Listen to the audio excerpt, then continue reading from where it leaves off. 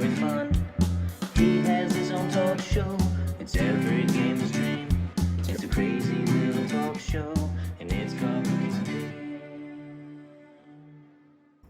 Konami has been working overtime behind the scenes on the revival of the Silent Hill IP.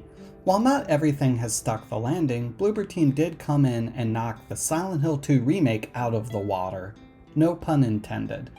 To the point the internet went berserk as Konami announced a partnership with Bloober to remake Silent Hill 1 and inevitably more titles. While all is fine and dandy for the remake side of things, the future of the IP is still lost in a bit of fog as of late. Ascension was interesting on the tech side, but was mostly forgettable, story-wise, with awkward and inappropriate microtransactions. The short message was a decent free entry in the series despite the limited scope, Townfall, which is still MIA, and we've yet to see the film. Then the revelation came to be that a brand new prequel to the series entitled Silent Hill F would be headed by Ryukishi 07, who is as legendary to horror manga as Yamaoka is to music. He's kinda sorta also involved too. This new entry promised a different take on the franchise, taking place in rural Japan with an emphasis on melee combat. Does this new recipe spell disaster, or has Konami fully regained the trust of its fanbase? The short answer to both of these questions is yes. Better get going.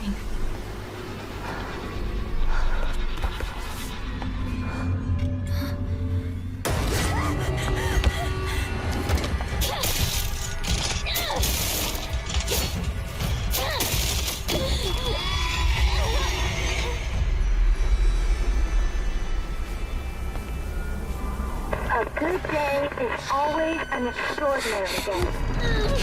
An extraordinary day isn't always good. There would never be a clear way to please everybody, but I walked away from my time with this entry pleasantly surprised. Dare I say impressed to the point it may be one of my favorite entries, outside of a few interesting design choices we'll get to. Silent Hill F follows high school student Hanako in 1960s rural Japan as her hometown is engulfed by a mysterious fog-like phenomenon that brings bizarre red flowery growths and turns the town itself into a horrific nightmare. Hanako must navigate this transformed world, exploring her surroundings and confronting grotesque monsters while solving puzzles to survive and uncover the truth behind the fog's appearance. Right off the bat, I love the cast way more than I was expecting. Our main lead, she's a rebellious teenage girl living in a small, secluded town. Hanako did have a brutal home life. She has issues with an abusive father and a mother that kind of doesn't really step in to make things much better. This is probably why she also ends up rejecting traditional female roles and behaves more masculine, to the dismay of her parents and some of her friends. Hanako does adore her older sister, however, viewing her as a protector of sorts. Unfortunately, her sister is since married and moved out, leaving Hanako alone in a home she's not really vibing with. That being said, we do have a great side supporting cast of childhood friends. You have Shu, fellow friend Sakuko, a spunky girl hailing from a family of shrine priests, and then you even have Rinko, who's this shy guy that's straight up about her girl like he's dialed in, let me get your number. あとは俺たちが見張っておくから。おやすみ、ひなこ。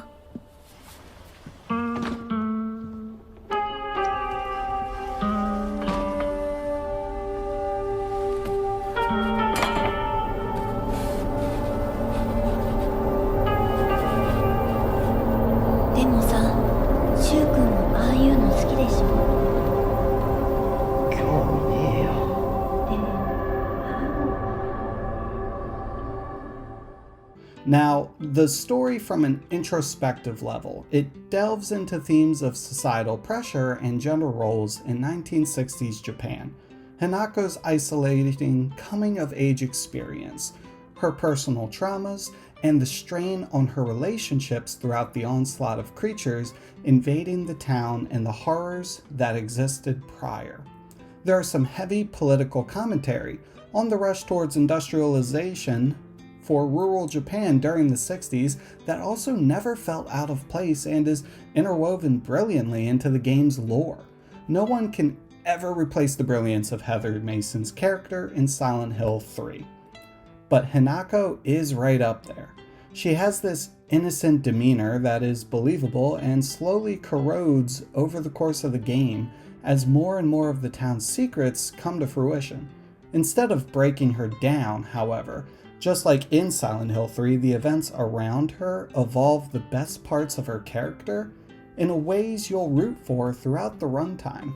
Now, I do want to preface that the Silent Hill series, it got a lot of heat back in the day for copying the psychological horror twists of Silent Hill 2, especially with the Western releases, to the point it got almost stale. While those themes are still present here, they take a backseat in F, as a huge thematic presence is more so tied to the beauty and the horror, the idea of occultism in communities being forced to change with the times. And for anyone who appreciated the arcs of Silent Hill 1 and 3, you will be more than happy with how the storyline handles the cult here. It also helps that with the writer's style of meta-narrative writing, so to speak, which is present in his own works like When They Cry, it's also present here and put to great effect. On one side, if you're familiar with his style, and you'll see he does use some similar tactics which can spoil some mild revelations in the latter half of the journey, but on the other end, these ideals fit so well in the universe of Silent Hill and add another layer of depth to the franchise that I never knew was missing. The town of Silent Hill was always the greatest part of the original series, at times serving as a character itself. However, the new dev team was not afraid to break new ground with transitioning the story to Japan in the 60s. This setting, it's heavily inspired by the real-world Japanese town of Kanayama in Gifu Prefecture, and the attention to detail, it's nearly one-to-one identical. Aesthetically, this feels unlike anything previously in the Silent Hill franchise, and the town has so much character and interesting lore within it to find and discover, and more so linked closely in kind of the state of, say, like the Siren series and Fatal Frame. However, the roots of what make a Silent Hill game work, from both a narrative structure and environmental one, are here. If Silent Hill 2 Remake nailed the psychological tale, consider F a fresh take on the effects of occultism with the meta-narrative horror the series feels at home with, making for a tight cast of characters well worth investing in during the game's 8 to 10 hour runtime, or if you're going for some of the optional objectives, closer to 12 to 15. 一人は嫌だよ。寂しいよ。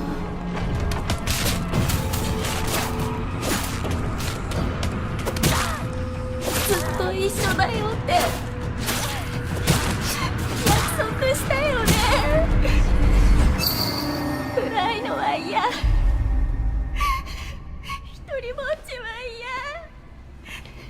Narratively, this game works. The characters are engaging, and their tragic fates set the stakes in the tale quite high. What's even more shocking is how well thought out everything from graphics to sound design and gameplay is. This game does run on Unreal Engine 5, but lay down your pitchforks, it is a crisp 60 frames per second and never dipped for me once in performance mode. That needs to be commended.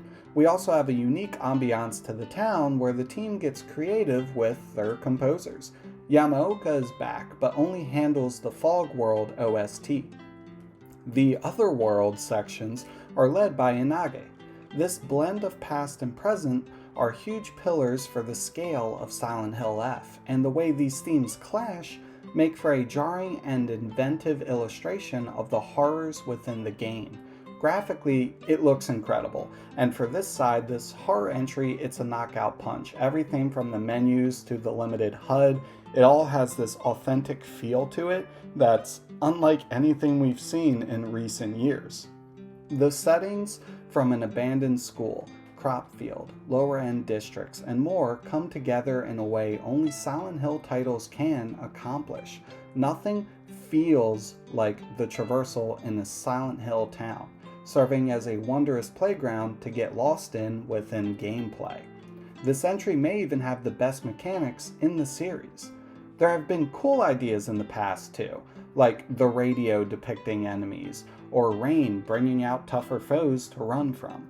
So when I heard that melee was going to be a huge focus, I had PTSD flashbacks to all the entries like Origins, where it didn't work as intended. You won't have an inventory now of 20 toasters and a dozen pull cues here. The game balances your inventory with 3 melee items at a time. Since it is set in Japan, guns also take a backseat, a sidestep, as melee is the name of the game here. Weapons can degrade over time, meaning you will have to patch them up. However, the balance here is well done, thanks to 2 main factors: level design and the enemies. The streets of this fictional town are not as wide as in the original entries, meaning that you have to be more methodical on how you traverse creatures and when to use your resources, in a way we never had to before in the town portions of these games. Shrines are the checkpoint save areas in this title where you can use valuables and consumables like food, health, etc. as peace offerings for special buffs and powers, further rewarding players for being smart with the tools provided. Do I use this health to heal me up now, or do I save it for an upgrade down the road? It's also adding agency with what resources to use in a way that didn't exist in the series much prior. I love the Silent Hill 2 remake. It was my game of the year. But even on hard mode, you could easily stack up over 100 pistol rounds at a time. That does not happen here.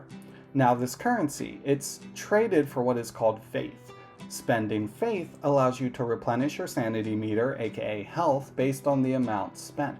You can also use faith to purchase new, it's referred to as amamori, from a randomized pool, aka like upgrades if you will, passives and actives, kind of like a loot box. Every time you use it, the price goes up. It does feel a bit out there for a horror game, and it's exactly what you will get, making the inclusion as strange as the outfit setup in, say, BioShock Infinite. I love that game, but admit it, those tangible upgrades are kinda meh. You can use it as well to buff your Super Saiyan-like ability that also gives you some powerful swings if you're in a pinch. Not on the level of Donkey Kong Bonanza, but still pretty slick. Both giving the player a special power in their back pocket to change the tide of a fight, and further illustrating the growth of our main lead. All of this is compounded by the fact the enemy design is as unsettling as ever before, honing in on the beauty behind the horrors occurring. The creatures are of a fleshy origin, with flower-based parasites manipulating the bones within their bodies. It's also eerie how they merge into the environments. A lot of the color is of a grayscale origin in this game, especially with the town in the fog. These creatures are much warmer in color and tone, from reds to vibrant purples, and it gives this interesting clash to the visual storytelling that fits quite well. The way they move also provides this uncanny valley feel like the nurses in 2 while feeling original. Then there are the bosses themselves, which take on a whole new feel to the franchise.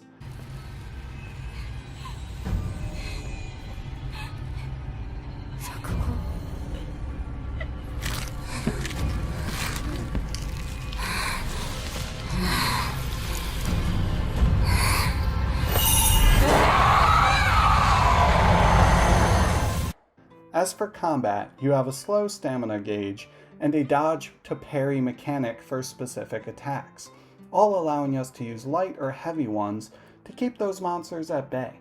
It sounds like Dark Souls, and for the most part, it kinda is, say, like a slower take on Dark Souls 2's combat. And I mean that as a compliment.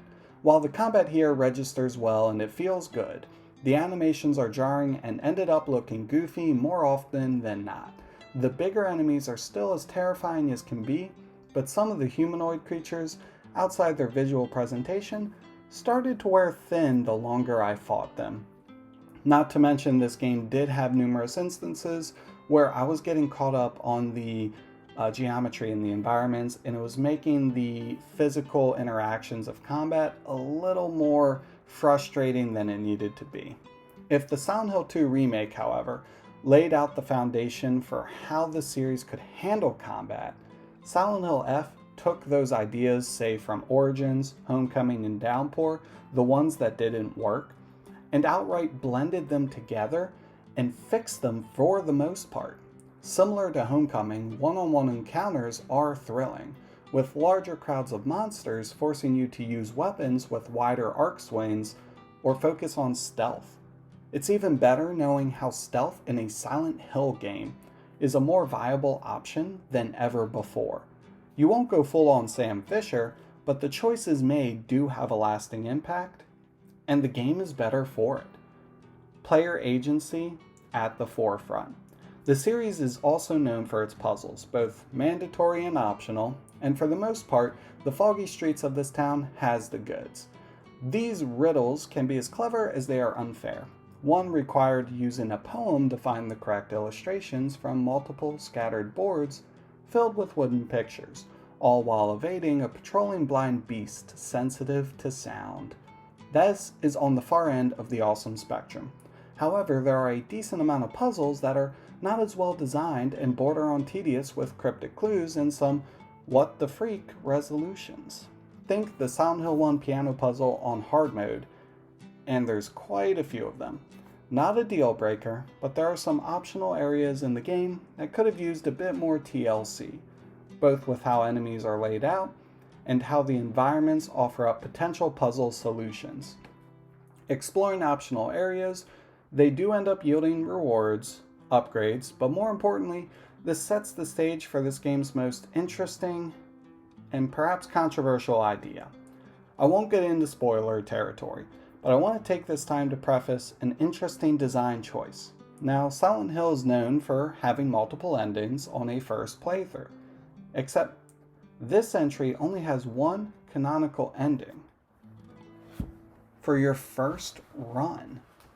All other endings can be unlocked through New Game Plus runs from your interactions in the optional areas and finding unique details in repeat encounters. This all plays into the writing style and makes for a horror game where you need to play through multiple times to really see the full vision here.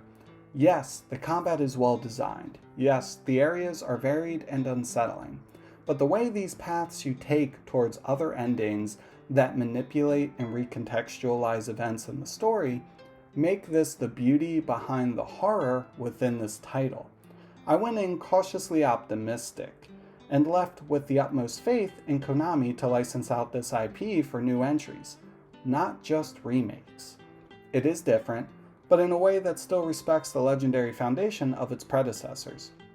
We have so many horror titles that have come out focusing on meta-narrative styles like Alan Wake 2, Alone in the Dark, and more. This means some of the tricks this title pulls feels like a collection of been there, done that. However, the team at Neobards commit to the vision, and Silent Hill F sticks the landing with some room to spare. There's enough here for newcomers to understand why Silent Hill is the juggernaut within horror gaming, and more than plenty of reasons for veterans to give this a chance.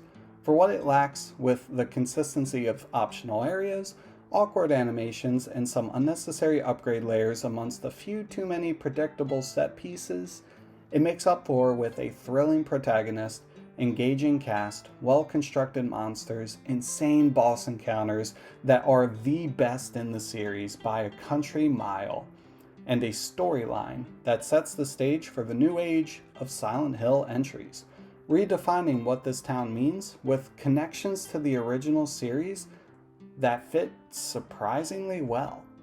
Here's to what creative ideas come next, as I am more than excited than ever for the Silent Hill brand as a template for new ideas in the horror medium to give new developers a chance to try something different. We need to applaud Konami at this point, agree or disagree with some of these choices, but the producer is offering a legendary IP to dev teams with unique ideas and finally giving them resources needed to fulfill their vision. which is a complete 180 of the Konami we knew before. And special thanks to Neobard and team for making what is a horror title you won't soon forget, time and time again. 5 hidden scarecrows out of 5. Have you played Silent Hill F yet? Are you interested in checking it out? What are your thoughts? Comment below and let me know the vibes. As always, it's your boy Cookies, signing off.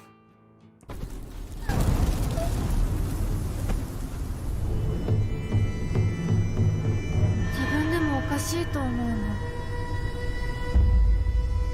自分で自分がわからない感じ。自分の気持ちが自分で理解できない。私かお前の夢の中ってことはないよな。ひなこ、もう時間がないのよ。あなたが生かされたということは、ここに至ってもまだ迷いがあるということなのね。あなたがそれに悩める時間はもう尽きかけている。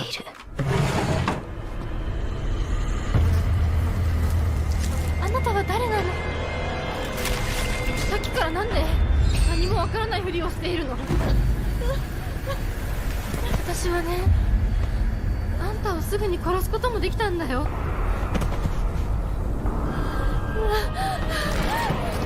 全部奪ったな。全部私から奪ったな。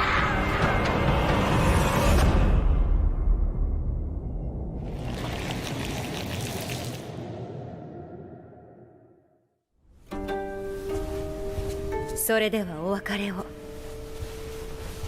あなたが幸せをつかんでくれることを願っています。